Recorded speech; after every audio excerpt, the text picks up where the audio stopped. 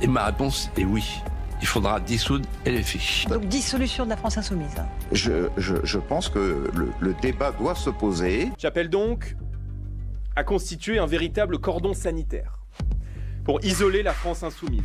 Pratiquer l'inversion accusatoire, nazifier les opposants. Nous serions désormais les racistes, désormais nous sommes les nouveaux fascistes dans ce pays, selon Marianne. Déshumaniser l'adversaire. L'Express, LFI, danger public. Conflictualiser les débats. Le poison Mélenchon. D'accord, donc c'est la presse. Voilà ce que nous réserve l'extrême gauche pour les prochains mois. LFI, c'est le meilleur tract pour le Rassemblement national. Ils sont tellement détestables qu'ils ont réussi à rendre le Rassemblement national plutôt sympathique.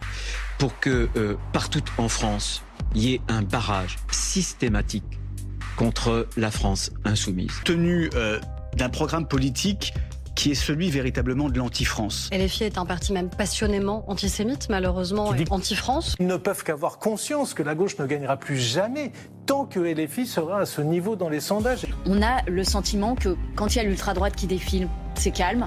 Quand il y a l'ultra-gauche, il y a à la fin un mort.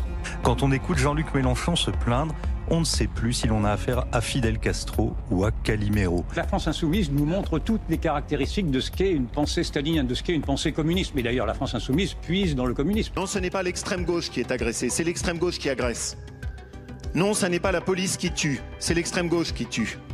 Est-ce le début de la fin d'LFI? Nous en débattons. Et on se pose cette question, la France insoumise a-t-elle un problème avec les journalistes? La France insoumise a aujourd'hui un rapport que je qualifie de totalitaire. La France insoumise a pour objectif justement l'infréquentable, a pour objectif la violence et a pour objectif de faire de sa politique une violence. Et l'idéologie antisémite des nazis, aujourd'hui on la retrouve dans un seul parti en France, c'est LFI.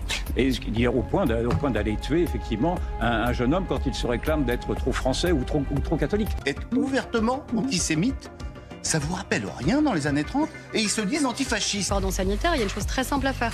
C'est retirer ses candidats dans les villes où LFI peut gagner, où il sait pertinemment que le Rassemblement national n'a aucune chance. Pas d'alliance avec les insoumis qui sont désormais sortis de l'arc républicain. Moi, je voterai blanc. Le meilleur candidat pour le Rassemblement national, c'est Jean-Luc Mélenchon. Il ne faut surtout pas que la France sombre dans un choix entre deux violences extrêmes qui s'affrontent. Mais au deuxième tour, il n'y aura pas Jean-Luc Mélenchon présent à l'élection. J'en prends ici à la fois la promesse, l'engagement et le pari.